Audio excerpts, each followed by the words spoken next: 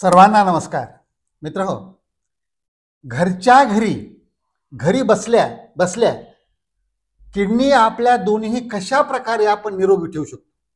कारण किडनीचं महत्त्व आपल्या सगळ्या शरीरामधून विषारी घटक बाहेर काढून टाकणारा सगळ्यात महत्त्वाचा अवयव आहे. लघवीद्वारे सगळे विषारी घटक बाहेर टाकले जातात, ते म्हणजे किडनीचं कार्य. आणि असे जे दोन किडनी असतात आपल्या शरीरामध्ये, या दोन्हींचं हे आरोग्य सांभाळण्याकरता वारंवार डॉक्टरांकडे जाणं की त्यांचा सल्ला घेण्यात त्याच्या अगोदर आपण घरच्या घरी करायच्या ज्या गोष्टी आहेत, या 5 गोष्टी जर तुम्ही घरच्या घरी केल्या तर तुमच्या दोन्ही किडनी एकदम निरोगी राहतील. कसलाही त्याच्यामध्ये घोटाळा होणार नाही, कसलाही त्याचा दुष्परिणाम होणार नाही. आणि नंतर पुन्हा किडनी खराब झाल्या म्हणून मग त्याचे उपचार घेत बसा, डायलिसिस करत बसा, जास्तच खराब झाल्यानंतर किडनी बदलायची वेळ आणा, कुणाची तरी दुसऱ्याची किडनी द्या, या गंभीर समस्यांना तुम्हाला सामोरं जावं लागणार नाही. म्हणून हे घरच्या घरी बसल्या बसल्या जे करायचे उपाय, त्यात सगळ्यात महत्त्वाचा पहिला उपाय आहे आणि तो आहे की तुम्ही पाणी पुरेसं पिलं पाहिजे. किडनींना पाणी कमी पडू देऊ नका. आपण जे सांगतो नेहमी की तुमच्या वजनाप्रमाणे, शरीराप्रमाणे, प्रकृतीप्रमाणे आणि वयाप्रमाणे किंवा तुमची जी शरीरयष्टी आहे तिला साजेसं होईल असं, परंतु 3 लिटरच्या पुढून 3.5, 4 लिटर, 4.5 लिटर, 5 लिटर पर्यंत सुद्धा तुम्ही 24 तासामध्ये पाणी पिलं पाहिजे. कारण पाणी जर तिला भरपूर मिळालं तर तिची कार्य करण्याची क्षमता वाढते, सगळे विषारी घटक तिथून बाहेर काढायला मदत होते. म्हणून शरीरामध्ये पण विषारी घटक जास्त साठणार नाहीत आणि त्यामुळे जे काही क्रॉनिक डिसीजेस, आजार होत असतात शरीरामध्ये, कारण हे विषारी घटक जर शरीरामध्ये साठले तर ते वेगवेगळ्या अवयवामध्ये, वेगवेगळ्या शरीराच्या भागामध्ये जाऊन जमा होतात, तिथं ते आजार सुरू करतात, तिथं त्रास सुरू करतात. मग हा त्रास सुरू करू नये तर हे निघून गेले पाहिजे. जे पाण्यामधून किंवा लघवीमधून निघून जाणारे घटक आहेत ते 100% काढून टाकण्याकरता पहिला मार्ग आहे घरी बसल्या बसल्या. याला काहीही कष्ट पडत नाही, पण तुम्ही सतत तासाला एखाद्या तासाला एखादा ग्लास, अर्धा ग्लास, एखादा ग्लास असं सतत पाणी पित राहिलं पाहिजे, म्हणजे हे कार्य चांगल्या प्रकारे चालू. दुसरा महत्त्वाचा घटक आहे की तुम्ही नियमित दररोज थोडा तरी व्यायाम केला पाहिजे. कशासाठी व्यायाम केला पाहिजे? कारण किडनीला खराब करणारे महत्त्वाचे 2 घटक आहेत, जे शरीरामध्ये जर ते निर्माण झाले तर तुमच्या किडनी खराब होण्याचा धोका जास्त वाढतो. मग ते कोणते 2 घटक आहेत? एक आहे रक्तदाब वाढला तर, म्हणजे ब्लड प्रेशर तुमचा वाढला, तुम्ही हायपरटेन्शनमध्ये चालले, रक्तदाब जास्त होऊ लागला की ते किडनीला डॅमेज करायला सुरुवात करतं, किडनीला खराब करायला सुरुवात करतं. जर तुम्ही नियमित व्यायाम केलात तर तुमचं वजन कंट्रोलमध्ये राहील. वजन नियंत्रणात राहिलं तर काय होईल? तुमचा ब्लड प्रेशर पण कंट्रोल राहील. किंवा तुम्ही मानसिकता, ताणतणाव चांगल्या प्रकारे हाताळायला शिकले, तुमची मानसिकता सकारात्मक ठेवली, आनंदी प्रसन्न ठेवली, तर काय होईल? ब्लड प्रेशर वाढणार नाही. रक्तदाब नाही वाढला तर तुमचं किडनी खराब होण्याची शक्यता जास्त राहत नाही. तसंच दुसरा जो घटक आहे की साखर नाही वाढली पाहिजे. जर तुमच्या शरीरातली साखर वाढली तर ही साखर वाढलेली ती सुद्धा किडनीला खराब करायला कारणीभूत ठरते. याला आपण म्हणतो डायबेटिक नेफ्रोपॅथी. आणि जे ब्लड प्रेशरमुळे किडनी खराब होत असतात त्याला म्हणतो आपण हायपरटेन्सिव्ह नेफ्रोपॅथी. म्हणजे हायपरटेन्सिव्ह असेल ब्लड प्रेशर वाढल्यामुळं किंवा डायबेटिक असेल शुगर वाढल्यामुळं, हे नाही होऊ दिलं पाहिजे. आणि जर झालं, तुम्हाला रक्तदाब वाढलेला निदान झालं, तुमच्यात शुगर डायबिटीस सुरू झाला, हे निदान झालं, तर त्याला कंट्रोल ठेवलं पाहिजे. त्याला जास्त वरच्या लेवलला नाही जाऊ दिलं पाहिजे. ज्या नॉर्मल लेवल असतात त्या नॉर्मल लेवलला आणून त्याचे जे काही नियम आहेत, पथ्य आहेत, औषधं आहेत, ते नियमाने घेतली पाहिजेत आणि त्यांना कंट्रोल ठेवलं पाहिजे, म्हणजे किडनी खराब होणार नाही. आता याला जोडूनच जो घटक असतो महत्त्वाचा, नुसतं व्यायामाने हे भागेल का? नाही, त्याला आहार पण हा तिसरा घटक आहे की जो काय खाल्लं पाहिजे आणि काय नाही खाल्लं पाहिजे. किडनीसाठी किंवा शरीरासाठीच शाकाहारी हा खूप चांगला आहार आहे. म्हणजे तुम्ही निसर्गातून जे तुम्हाला मिळतं, जे तुमचे पालेभाज्या असतील, फळभाज्या असतील, फळं असतील, कडधान्य असतील, वेगवेगळ्या व्हरायटीचे, वेगवेगळ्या प्रकाराचे जे काही शाकाहारी पदार्थ असतात त्यांचं तुम्ही आहारामध्ये समावेश केला पाहिजे. नॉनव्हेज कमीत कमी प्रमाणामध्ये घेतलं पाहिजे, नाही घेतलं तरी पण चालतं. आणि हा आहार घेताना जसं मोड आलेली कडधान्य असतात, मटकी असते किंवा मूग असतात, शेंगदाणे असतात, हरभरे असतात, हे मोड आलेले याचं प्रमाण पाहिजे. सलाड जे म्हणतो आपण जेवणामध्ये, त्याचं प्रमाण जेवणाच्या वेळेला प्रत्येक वेळेला पाहिजे. प्रोबायोटिक्स जे आपण म्हणतो, दही किंवा ताक, यांचं सकाळच्या दुपारच्या जेवणामध्ये हे पाहिजे. दुधाचं प्रमाण थोडं कमी केलं पाहिजे. तेलकट, तुपकट आणि साखर आणि याच्यासोबत मीठ हे घटक कमी केले पाहिजे.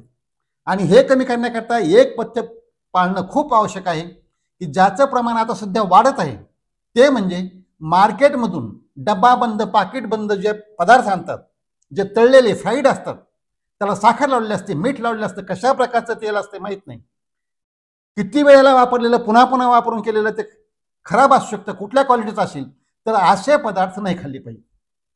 हे प्रकर्षानं पाळलं पाहिजे. तसंच जे कोल्ड ड्रिंक्स असतात, जे शुगर ॲडेड असतात, ते पण नाही घेतले पाहिजे. त्याऐवजी तुम्ही नारळाचं पाणी घेतलं पाहिजे. किंवा बाकीचे जे आपण सांगतो फ्रूट, ते फळं खाताना त्याचा ज्यूस करण्यापेक्षा अख्खी फळं खाल्ली तर चांगली. पण जर ज्यूस करायचा असेल तर त्याच्यामध्ये काहीही मिसळू नका, त्याच्यात साखर सुद्धा मिसळू नका. अशा प्रकारचा ज्यूस पिला तर मग चालतं.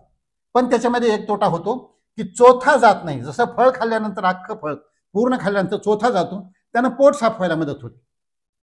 तर असा ज्यूस पिल्यानंतर तो फायदा मिळणार नाही. म्हणून हे आहाराकडे पण लक्ष दिलं पाहिजे. म्हणजे आहार आपण चांगल्या प्रकारे घेणं आपल्या हातात आहे. हे ठरवणं, काहीतरी खायचंच आहे तर निवडून खाल्लं पाहिजे, थोडंसं डोकं चालवून ते खाल्लं पाहिजे. म्हणजे आरोग्यदायी योग्य आहार घेतला पाहिजे, नियमितपणाने व्यायाम केला पाहिजे, पाणी पुरेसं पिलं पाहिजे. हे 3 तर घटक आपले पहिले महत्त्वाचे झाले. आता चौथा घटक आहे तो म्हणजे औषधांचा वापर हा काळजीपूर्वक केला पाहिजे.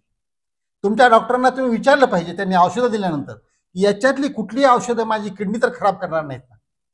आणि शक्यतो काय असतं की कुठलीही औषधं तुम्हाला 5-10 दिवसाकरता दिली तर ते जनरली किडनी खराब करत नाही. जेव्हा एखादं औषध खूप दिवस घ्यावं लागतं, महिन्यानुमहिने, वर्षानुवर्ष घ्यावं लागतं, आणि अशा औषधामुळं किडनीला, लिव्हरला किंवा कुठल्या अवयवांना खराब होण्याची भीती असते.